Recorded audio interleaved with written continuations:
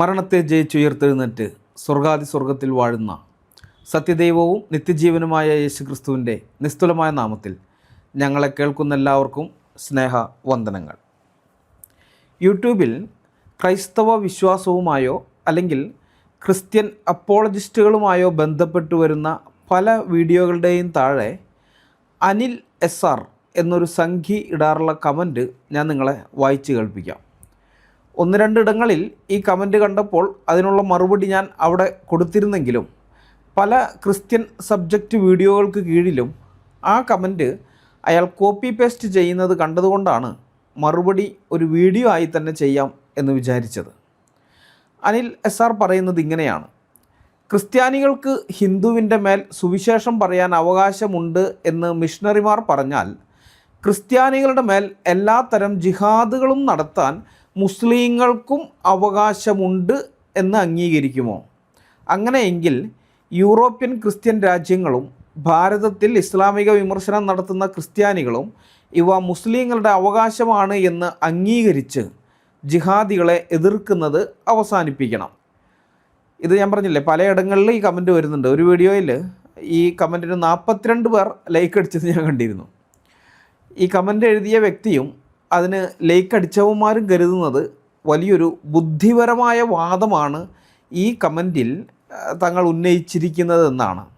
എന്നാൽ വാസ്തവത്തിൽ ആശയദാരിദ്ര്യം, യുക്തിരാഹിത്യം, അന്ധമായ വിദ്വേഷം, സ്വന്തം വിശ്വാസത്തിലുള്ള അവിശ്വാസം എന്നിവയുടെ ഒരു പൂർണ്ണ രൂപമാണ് ഈ കമൻറ്റിലൂടെ അവർ ലോകത്തിന് മുന്നിൽ പ്രദർശിപ്പിക്കുന്നത് എന്ന കാര്യം മനസ്സിലാക്കാനുള്ള ബുദ്ധി വളർച്ച അവർക്കില്ല എന്നതാണ് സത്യം.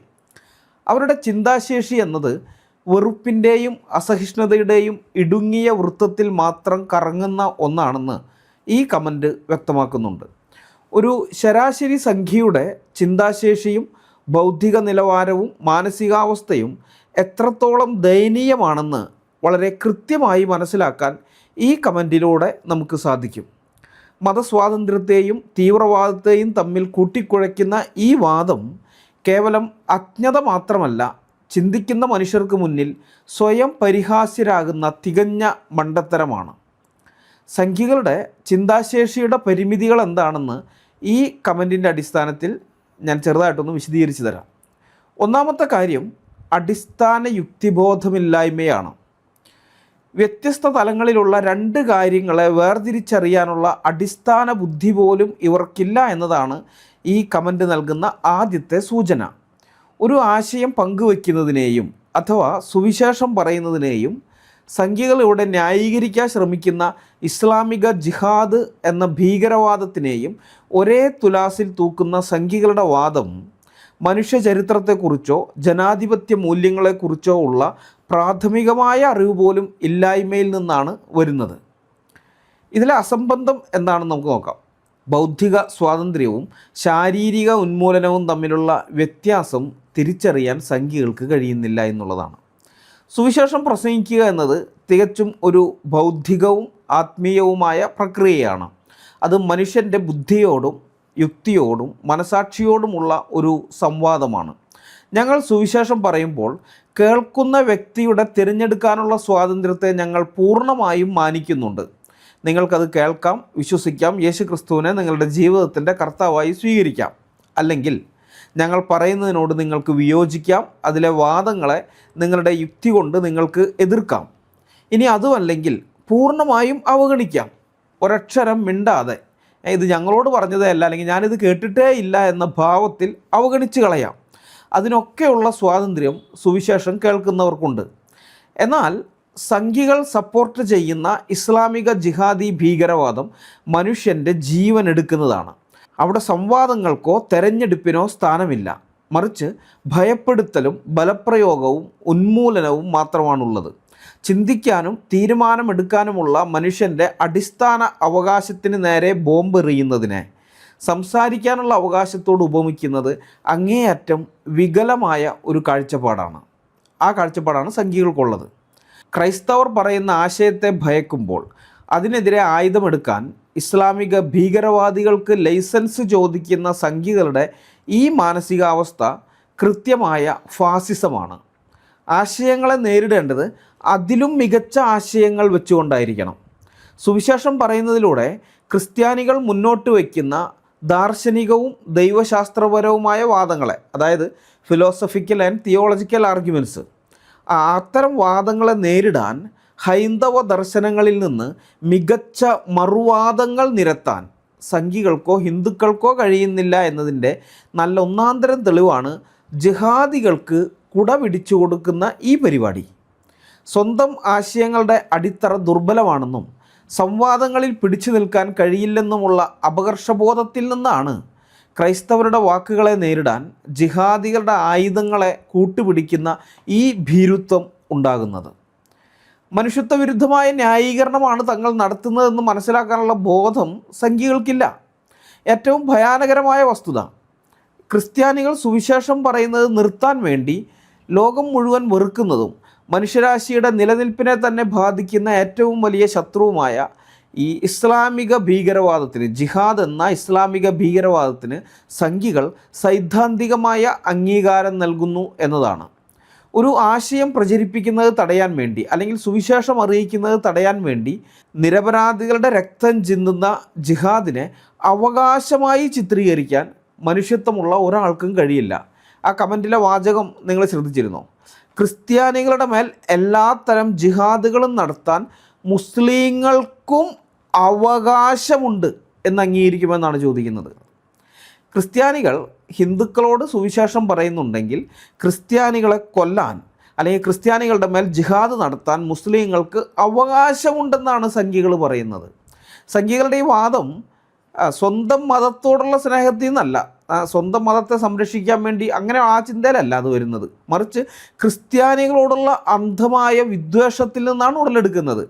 എത്രത്തോളം ക്രിസ്ത്യാനികളെ ജിഹാദ് നടത്തിയിട്ട് മുസ്ലിങ്ങൾ കൊല്ലുന്നുവോ അത്രത്തോളം നല്ലത്, അതാണ് ആ ചിന്ത അവരുടെ. മനസ്സിലായോ? അപ്പോൾ ഈ വിദ്വേഷം സംഘികളുടെ തലച്ചോറിനെ പൂർണ്ണമായി കാർന്നു തിന്നിരിക്കുകയാണ്. അന്യമത വിദ്വേഷം കാർന്നു തിന്നിരിക്കുകയാണ്. മാത്രമല്ല ഈ വാദം ഒരു കാറ്റഗറി മിസ്റ്റേക്കാണ്. അതായത് വിഭിന്നമായ രണ്ട് തലങ്ങളിൽ നിൽക്കുന്ന കാര്യങ്ങളെ ഒന്നാണെന്ന് തെറ്റിദ്ധരിപ്പിക്കുകയാണ് ഇവിടെ. വാക്കുകൾ അല്ലെങ്കിൽ സംഭാഷണം എന്നത് മനുഷ്യൻ്റെ സാംസ്കാരിക പുരോഗതിയുടെ അടയാളമാണ്.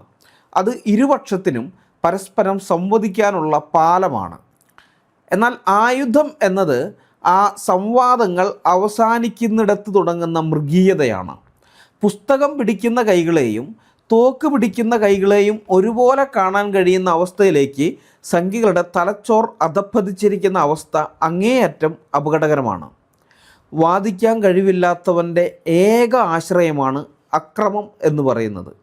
സുവിശേഷത്തിലെ ആശയങ്ങളെ യുക്തി കൊണ്ട് നേരിടാൻ സംഘികൾക്കും ഹിന്ദുക്കൾക്കും കഴിയില്ലെങ്കിൽ അത് തുറന്ന് സമ്മതിക്കുക.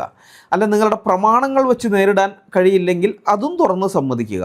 അതല്ലാതെ സ്വന്തം ബൗദ്ധിക പരാജയം മറച്ചു വയ്ക്കാൻ വേണ്ടി ഈ 21-ാം നൂറ്റാണ്ടിലും മനുഷ്യക്കുരുതി നടത്തിക്കൊണ്ടിരിക്കുന്ന ഇസ്ലാമിക ജിഹാദിസത്തിന് ന്യായീകരണം ചമയ്ക്കുന്നത് ചിന്തിക്കുന്ന സമൂഹത്തിൻ്റെ മുമ്പിൽ നിങ്ങളെയൊക്കെ പരിഹാസ്യരാക്കുകയേ ഉള്ളൂ.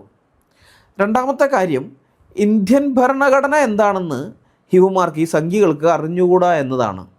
മൗലിക അവകാശങ്ങളും ക്രിമിനൽ പ്രവർത്തനങ്ങളും തമ്മിലുള്ള വ്യത്യാസം പോലും തിരിച്ചറിയാനുള്ള ബുദ്ധി ഈ സംഘികൾക്കില്ല. ഇന്ത്യയിലെ ഏതൊരു പൗരനും അഭിമാനിക്കാൻ വക നൽകുന്ന ഒന്നാണ് ഡോക്ടർ BR അംബേദ്കറിൻ്റെ നേതൃത്വത്തിൽ ഉണ്ടാക്കിയെടുത്ത ഇന്ത്യൻ ഭരണഘടന. എന്നാൽ നിർഭാഗ്യവശാൽ ഈ ഭരണഘടനയെക്കുറിച്ച് യാതൊരു എത്തും പിടിയും ഇല്ലാത്തവരാണ് സംഘികൾ. അതിൻ്റെ നല്ല ഒന്നാന്തരം തെളിവാണ് ഈ കമൻറ്റ്. ഇന്ത്യൻ ഭരണഘടനയുടെ ആർട്ടിക്കിൾ 25 വളരെ കൃത്യമായിട്ട് പറയുന്നുണ്ട്, right to freely profess, practice and propagate religion എന്ന്. അതായത് സ്വതന്ത്രമായിട്ട് ഏതൊരു മതത്തിലും വിശ്വസിക്കാനും ആചരിക്കാനും പ്രചരിപ്പിക്കാനുമുള്ള അവകാശം ഇന്ത്യൻ പൗരനുണ്ട് എന്നുള്ളത്. ഇവിടെ പ്രചരിപ്പിക്കുക എന്നത് ഇന്ത്യൻ പൗരൻ്റെ ഒരു മൗലിക അവകാശമാണ്. ഒരു ക്രിസ്ത്യാനിക്ക് സുവിശേഷം പറയാനും, ഒരു ഹിന്ദുവിന് ഭഗവത്ഗീത വിതരണം ചെയ്യാനും, ഒരു മുസ്ലിമിന് ഖുർആൻ പഠിപ്പിക്കാനും അല്ലെങ്കിൽ ദാവ ചെയ്യാനും, ഇനിയിപ്പോൾ ഒരു നിരീശ്വരവാദിക്ക് ഇതെല്ലാം വെറും അസംബന്ധങ്ങളാണെന്ന് പറയാനും ഇന്ത്യയിൽ അവകാശമുണ്ട്, സ്വാതന്ത്ര്യമുണ്ട്. കാരണം ഇന്ത്യ ഒരു ജനാധിപത്യ രാജ്യമാണ്.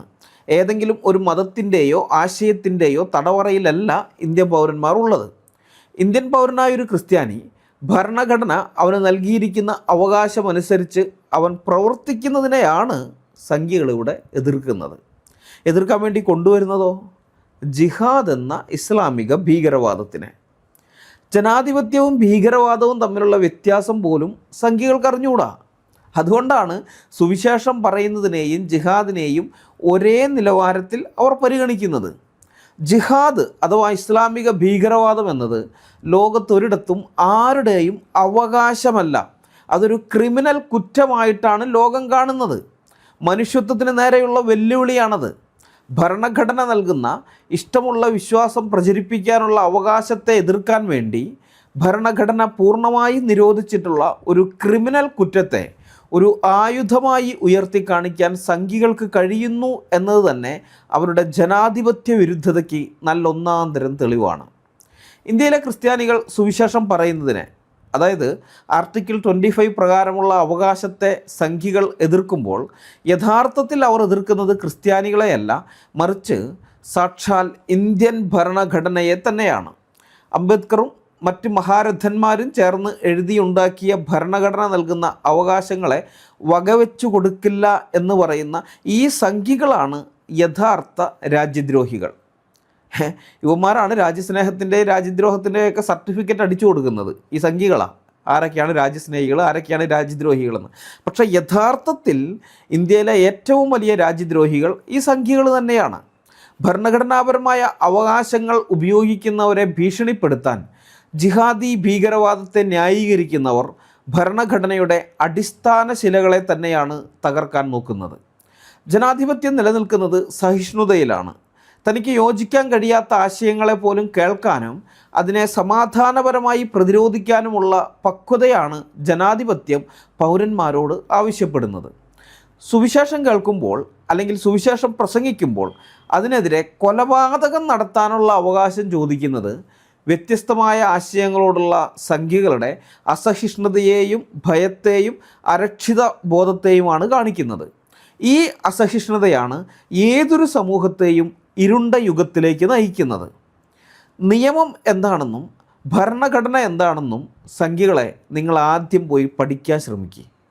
ആശയങ്ങൾ പരസ്പരം പങ്കുവയ്ക്കാനുള്ള അവകാശം പൗരന്മാർക്ക് നൽകുന്നത് ഭരണഘടനയാണ്, അല്ലാതെ ഏതെങ്കിലും തീവ്രവാദ ഭീകരവാദ സംഘടനകളല്ല.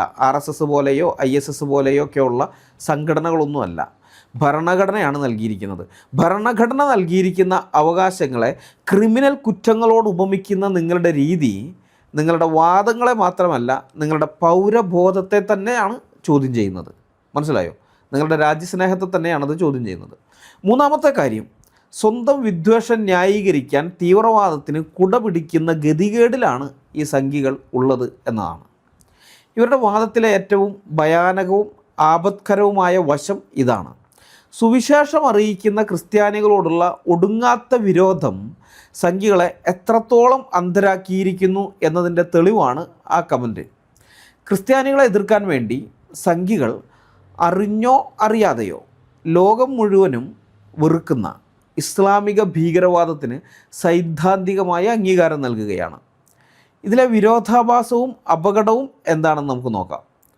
സംഘികളുടെ പ്രശ്നം ക്രിസ്ത്യാനികളോടുള്ള വിദ്വേഷമാണ്. എല്ലാ ക്രിസ്ത്യാനികളോടുമല്ല, സുവിശേഷം അറിയിക്കുന്ന ക്രിസ്ത്യാനികളോടുള്ള വിദ്വേഷമാണ്. ആ വിദ്വേഷം എത്രത്തോളം വലുതാണെന്ന് വെച്ചാൽ, ക്രിസ്ത്യാനികൾക്ക് ഭരണഘടന നൽകുന്ന സുവിശേഷം പറയാനുള്ള അവകാശത്തെ ഇല്ലാതാക്കാൻ വേണ്ടി ഏതറ്റം വരെ പോകാനും സംഘികൾ തയ്യാറാണെന്നുള്ളതാണ്. സുവിശേഷം പ്രസംഗിക്കുന്ന ക്രിസ്ത്യാനികളെ ഇല്ലാതാക്കാൻ വേണ്ടി സമൂഹത്തിന് മുഴുവൻ ഭീഷണിയായ ജിഹാദ് എന്ന ഇസ്ലാമിക ഭീകരവാദത്തെ ന്യായീകരിക്കാനും അതിനെ ഒരു അവകാശമായി പ്രഖ്യാപിക്കാനും സംഘികളുടെ മനസ്സ് പാകപ്പെട്ടിരിക്കുന്നു. ഒരു വ്യക്തിയുടെ ചിന്താമണ്ഡലത്തെ വെറുപ്പ് അല്ലെങ്കിൽ അന്യമത വിദ്വേഷം, അപരവിദ്വേഷം എങ്ങനെ പൂർണ്ണമായും കാർന്നു തിന്നുന്നു എന്നതിൻ്റെ ഉത്തമ ഉദാഹരണമാണിത്. ഇവിടെ സംഭവിക്കുന്നത് വളരെ ഗൗരവമുള്ളൊരു കാര്യമാണ്.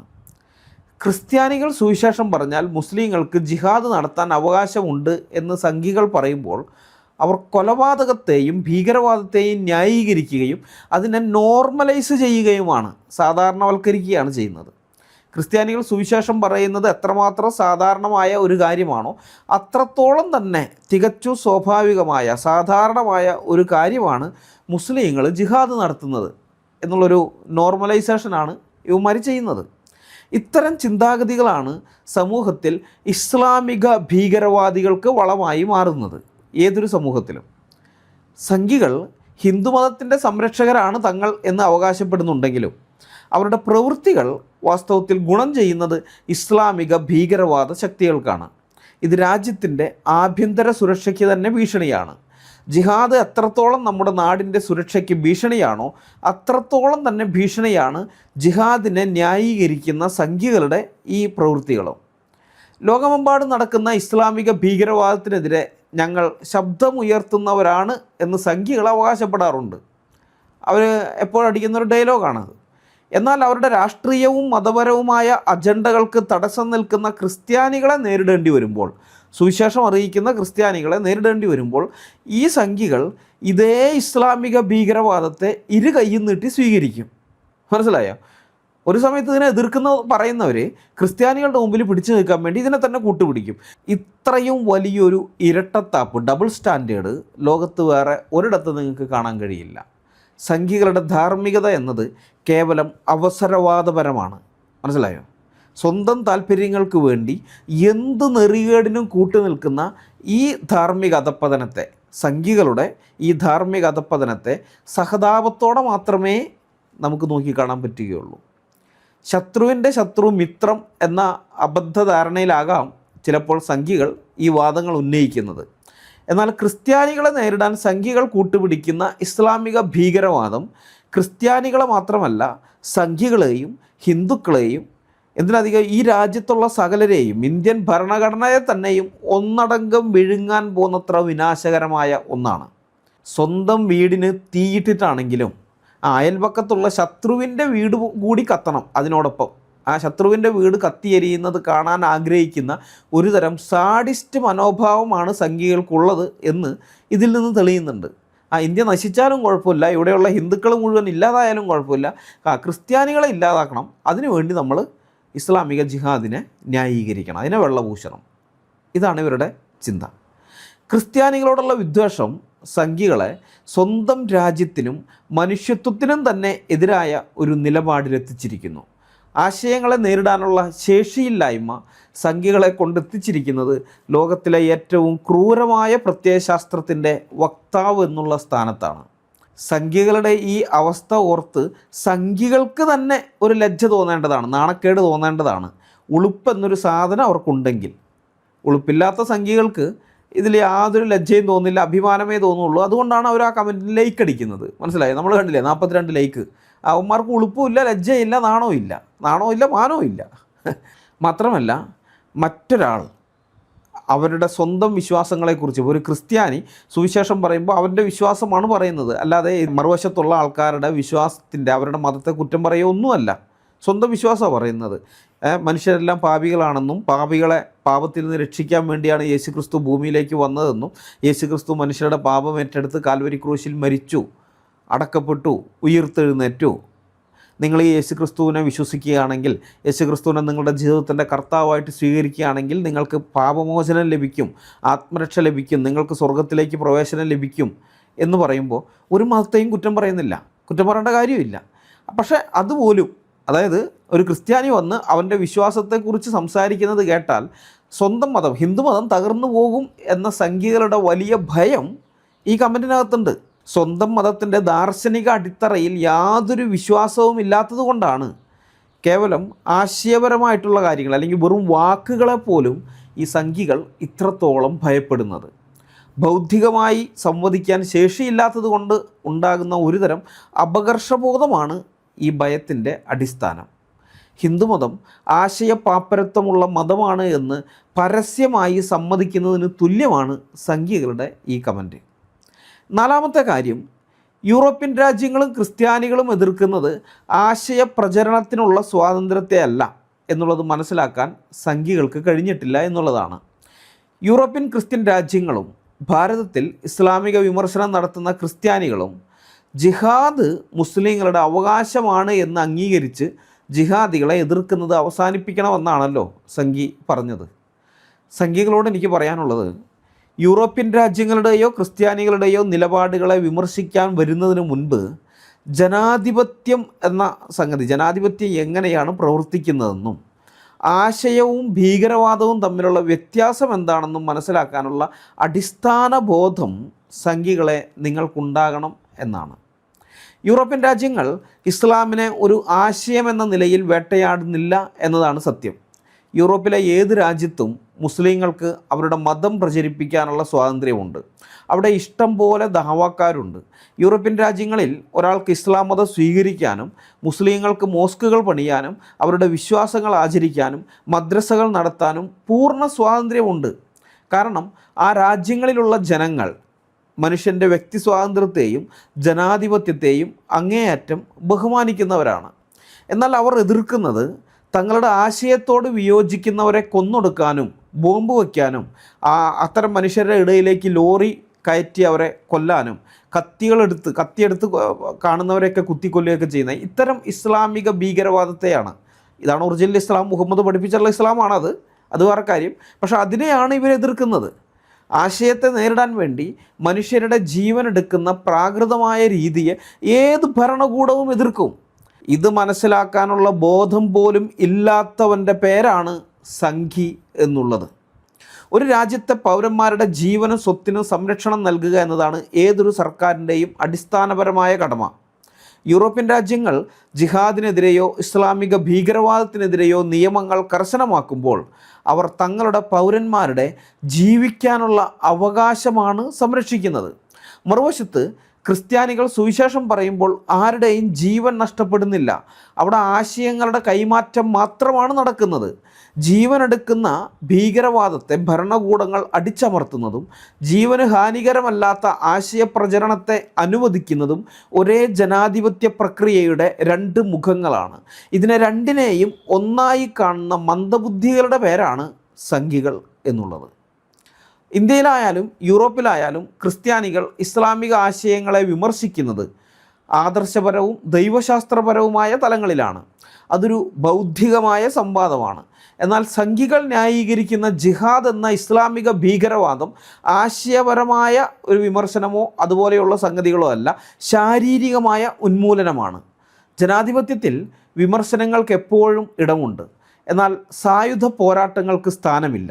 ഇത് രണ്ടും തമ്മിലുള്ള വ്യത്യാസം തിരിച്ചറിയാൻ കഴിയാത്ത ഫാസിസ്റ്റ് ചിന്താഗതി തലയ്ക്ക് പിടിച്ചവൻ്റെ പേരാണ് സംഘി എന്നുള്ളത്. ഒരു ആശയത്തോട് വിയോജിപ്പുണ്ടെങ്കിൽ ആ ആശയം പറയുന്നവരെ കൊന്നൊടുക്കുകയോ അടിച്ചമർത്തുകയോ ചെയ്യുക എന്നതാണ് ഫാസിസത്തിൻ്റെ രീതി. യൂറോപ്യൻ രാജ്യങ്ങളും ജിഹാദികളുടെ അതേ രീതിയിൽ തന്നെയാണ് ഇസ്ലാമിനെ നേരിടുന്നത് എന്ന സംഘികളുടെ തെറ്റിദ്ധാരണ അവരുടെ ഫാസിസ്റ്റ് മനോനിലയുടെ പ്രതിഫലനമാണ്. നിയമവാഴ്ചയുള്ള രാജ്യങ്ങൾ ആശയങ്ങളെ നിയമം കൊണ്ടല്ല നേരിടുന്നത്. എന്നാൽ രാജ്യസുരക്ഷയ്ക്ക് ഭീഷണിയാകുന്ന ഭീകരവാദികളെ അവർ നിയമം വെച്ച് തന്നെ നേരിടും. സുവിശേഷകരെയും ജിഹാദി ഭീകരവാദികളെയും ഒരേ ഗണത്തിൽപ്പെടുത്താൻ ശ്രമിക്കുന്നതിലൂടെ സംഘികൾ സ്വയം കോമാളികളായി മാറുകയാണ്. മനുഷ്യത്വമുള്ള ഏതൊരു ഭരണകൂടവും നീതിയും ന്യായവും നടപ്പാക്കാൻ ആഗ്രഹിക്കുന്ന നിയമവാഴ്ചയുള്ള ഏതൊരു ഭരണകൂടവും മനുഷ്യജീവന് ഭീഷണിയാകുന്ന എന്തിനേയും എതിർക്കും. യൂറോപ്പ് എതിർക്കുന്നത് ആ ഭീകരവാദത്തെയാണ്, ഇസ്ലാമിക ഭീകരവാദത്തെയാണ്, അല്ലാതെ അഭിപ്രായ സ്വാതന്ത്ര്യത്തെയല്ല. ആശയങ്ങളെ നേരിടാൻ ആയുധമെടുക്കുന്നത് അവകാശമാണെന്ന് വിശ്വസിക്കുന്ന സംഘികളുടെ ചിന്താഗതിയാണ് യഥാർത്ഥത്തിൽ പരിഷ്കൃത സമൂഹത്തിന് ഏറ്റവും വലിയ ഭീഷണി. ഈ അബദ്ധങ്ങൾ വിളിച്ചു പറയുന്നതിന് മുമ്പ് ലോകചരിത്രവും ജനാധിപത്യവും എന്താണെന്ന് വായിച്ചു പഠിക്കുന്നത് നന്നായിരിക്കും. ചുരുക്കി പറഞ്ഞാൽ ക്രൈസ്തവ സുവിശേഷത്തിലെ ദർശനങ്ങൾക്ക് മുന്നിൽ പിടിച്ചു നിൽക്കാൻ ഹിന്ദുമതത്തിന് കെൽപ്പില്ല എന്ന നഗ്നമായ സത്യമാണ് ഈ വാദത്തിലൂടെ സംഘികൾ അവരറിയാതെ തന്നെ വിളിച്ചു പറയുന്നത്. ആശയങ്ങളെ ആശയങ്ങൾ കൊണ്ട് നേരിടാൻ കഴിയാത്തത്ര ബൗദ്ധിക പാപ്പരത്വം ബാധിച്ചതുകൊണ്ടാണ് ക്രിസ്ത്യാനികളെ ഒതുക്കാൻ വേണ്ടി സംഘികൾ ലോകം മുഴുവൻ വെറുക്കുന്ന ഇസ്ലാമിക ഭീകരവാദത്തിൻ്റെ കാൽക്കൽ വീഴുന്നത്. ക്രൈസ്തവ സുവിശേഷകരെ ഭയന്ന് സാക്ഷാൽ ജിഹാദികൾക്ക് വരെ ഓശാന പാടേണ്ട ഗതികേടിലേക്ക് ഹിന്ദുമതം അധപ്പതിച്ചു എന്ന് ചിന്തിക്കുന്ന സമൂഹം തിരിച്ചറിയേണ്ടതുണ്ട്. അല്ലെങ്കിൽ ഹിന്ദുമതത്തിൻ്റെ വക്താക്കളായി വരുന്ന ഈ സംഘികൾ അധപ്പതിച്ചു എന്നുള്ള കാര്യം. സ്വന്തം മതത്തിൻ്റെ അടിത്തറ ഇത്രത്തോളം ദുർബലമായതുകൊണ്ടാണല്ലോ സുവിശേഷത്തെ പ്രതിരോധിക്കാൻ ഇസ്ലാമിക ഭീകരവാദത്തെ ഒരു അവകാശമായി സംഘികൾക്ക് പോലും അംഗീകരിച്ചു കൊടുക്കേണ്ടി വന്നത്. അതുകൊണ്ടാണല്ലോ അത്. ഒരു ആശയത്തെ തോൽപ്പിക്കാൻ മനുഷ്യക്കുരുതിയെ ന്യായീകരിക്കുന്ന സംഘികളുടെ ഈ ഭീരുത്വം ചരിത്രത്തിലെ ഏറ്റവും വലിയ ഇരട്ടത്താപ്പായും ദാർശനിക പരാജയമായും അടയാളപ്പെടുത്തപ്പെടും. വെറുപ്പ് മാത്രം തലയിലുള്ളവരോടല്ലാതെ ചിന്തിക്കുന്ന മനുഷ്യരോട് ഈ മണ്ടത്തരം വിളിച്ചു പറയാതിരിക്കുക. കാരണം നിങ്ങൾ സംരക്ഷിക്കാൻ ശ്രമിക്കുന്ന ഹിന്ദുമതത്തിൻ്റെ ദൗർബല്യവും ഗതികേടുമാണ് ഇതിലൂടെ കൂടുതൽ പരസ്യമാകുന്നത് എന്ന കാര്യം നിങ്ങൾക്ക് മനസ്സിലാകുന്നില്ലെങ്കിലും ചിന്തിക്കുന്ന മനുഷ്യർക്ക് മനസ്സിലാകും. സംഖ്യകൾ ഒരു കാര്യം വ്യക്തമായി മനസ്സിലാക്കുക: സുവിശേഷം പ്രസംഗിക്കുക എന്നത് തികച്ചും ബൗദ്ധികവും ആത്മീയവുമായ പ്രക്രിയയാണ്. അത് മനുഷ്യൻ്റെ ബുദ്ധിയോടും യുക്തിയോടും മനസാക്ഷിയോടുമുള്ള ഒരു സംവാദമാണ്. വാളുകൊണ്ടോ ബോംബ് കൊണ്ടോ അല്ല, മറിച്ച് സ്നേഹവും സത്യവും കൊണ്ടാണ് ക്രിസ്തുവിൻ്റെ സുവിശേഷം ലോകത്തെ കീഴടക്കുന്നത്. ഇരുട്ടിൻ്റെ ശക്തികൾക്കും ഭീകരവാദത്തിനും മുന്നിൽ മുട്ടുമടക്കി യാചിക്കുന്ന നിങ്ങളുടെ ഭീരുത്വത്തിൻ്റെ പ്രത്യയശാസ്ത്രത്തോട് ഞങ്ങൾക്ക് പറയാനുള്ളത്, സുവിശേഷം അറിയിക്കുന്ന ക്രിസ്ത്യാനികൾക്ക് പറയാനുള്ളത് ഇതാണ്: ആശയങ്ങൾക്ക് ഉത്തരം മുട്ടുമ്പോൾ ആയുധങ്ങളെയും ഇസ്ലാമിക ഭീകരവാദികളെയും ആശ്രയിക്കുന്ന ഭീരുക്കളായ നിങ്ങളുടെ മുന്നിൽ നിശബ്ദരാകാനല്ല, മറിച്ച് ജീവനെടുക്കുന്ന ഭീകരവാദത്തെ പോലും തച്ചുടയ്ക്കുന്ന ജീവൻ്റെയും സ്നേഹത്തിൻ്റെയും സുവിശേഷം ഈ ലോകത്തോട് വിളിച്ചു പറയാനാണ് ഞങ്ങൾക്കിഷ്ടം. സത്യത്തെ ഇല്ലാതാക്കാൻ നിങ്ങളുടെ ഭീഷണികൾക്കോ നിങ്ങൾ വാടകയ്ക്കെടുക്കുന്ന ജിഹാദികൾക്കോ കഴിയില്ല. കാരണം യേശുക്രിസ്തുവിൻ്റെ സുവിശേഷം അഗ്നിജ്വാലയാണ്. അത് നിങ്ങളുടെ പൊള്ളയായ വാദങ്ങളെ ചുട്ടുചാമ്പലാക്കി മനുഷ്യഹൃദയങ്ങളിൽ പ്രകാശം പരത്തുക തന്നെ ചെയ്യും. അത് സംഖ്യകൾ ശരിക്കും മനസ്സിലാക്കുക. ഈ വീഡിയോ കണ്ട എല്ലാവർക്കും നന്ദി. ദൈവം നിങ്ങളെല്ലാവരെയും സമൃദ്ധമായി അനുഗ്രഹിക്കട്ടെ. അടുത്ത വീഡിയോയുമായി വരുന്നതുവരെ നമ്മളെല്ലാവരെയും കർത്താവായ യേശുക്രിസ്തു കാത്തു സൂക്ഷിക്കുമാറാകട്ടെ. അവിടുത്തെ വിലയേറിയ നാമം മാത്രം എന്നും എന്നേക്കും വാഴ്ത്തപ്പെടട്ടെ. ആമേൻ.